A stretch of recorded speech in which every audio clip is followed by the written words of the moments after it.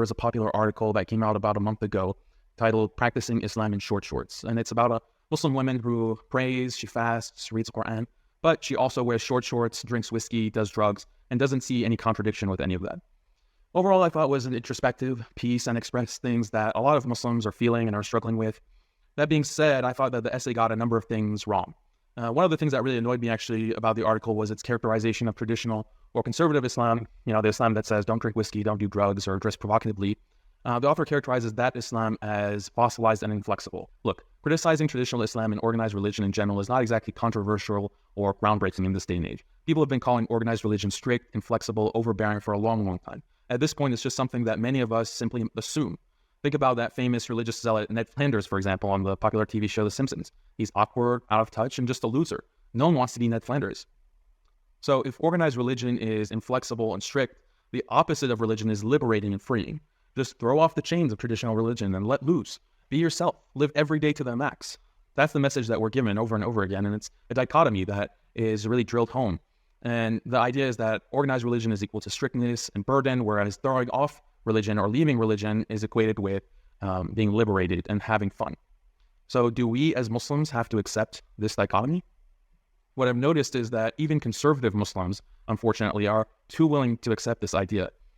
These Muslims say, look, it's true Islam is strict and tough, but frankly, that's the price of Jannah. That's the ticket to paradise. No pain, no gain, right?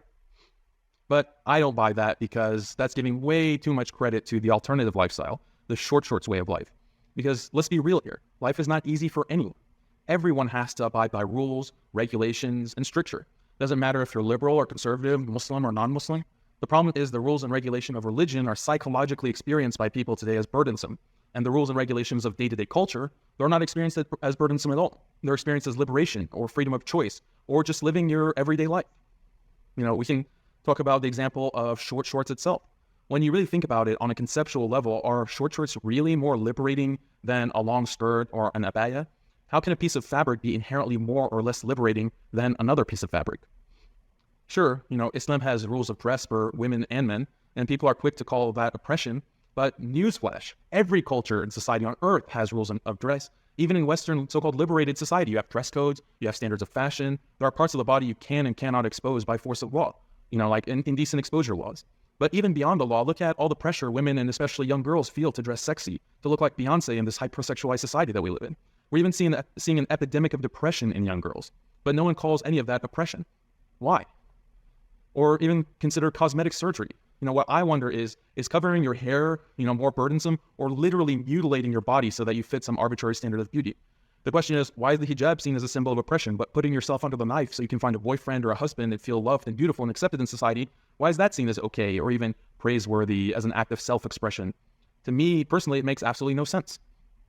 Another example is makeup. I know personally the idea of covering every square inch of my face with toxic chemicals is very appealing. Unfortunately, in these messed up times, there is no greater symbol of freedom than a woman's face plastered in chemicals sold by big corporations who also spend billions of dollars in advertising telling you that if you don't marinate your face in their product, you won't be beautiful and you won't be loved. Now, you might be thinking, well, in Islam, hijab is religiously mandatory. But when it comes to makeup, women have a choice to wear makeup or not. Do they really? Take your average 2-year-old girl. She's surrounded, as she grows up, by women who wear makeup. She grows up watching Disney cartoons with pretty princesses all made up, dressed up, trying to find their prince. This girl grows up watching TV and movies with actors and actresses caked in makeup. This girl grows up and her whole conception of what a normal woman looks like has been molded to a T.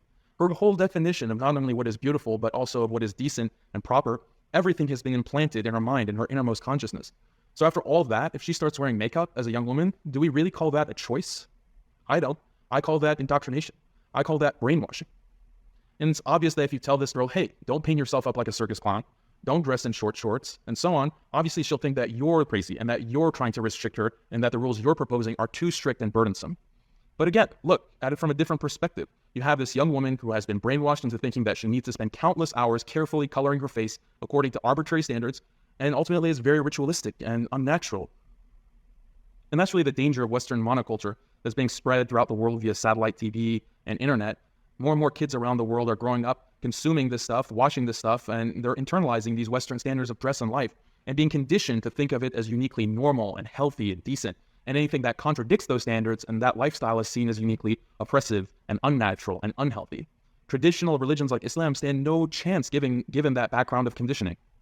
So, given that, are we really surprised that more and more Muslim young women psychologically feel that the hijab is oppressive and decide to take it off, whether in the West or in Muslim countries? Are we surprised that people in general view Muslim standards of dress as strange, but plastic surgery and covering your face in toxic chemicals and piercing your body with jewelry and injecting dye into your skin for permanent tattoos, all those are somehow perfectly normal and liberating?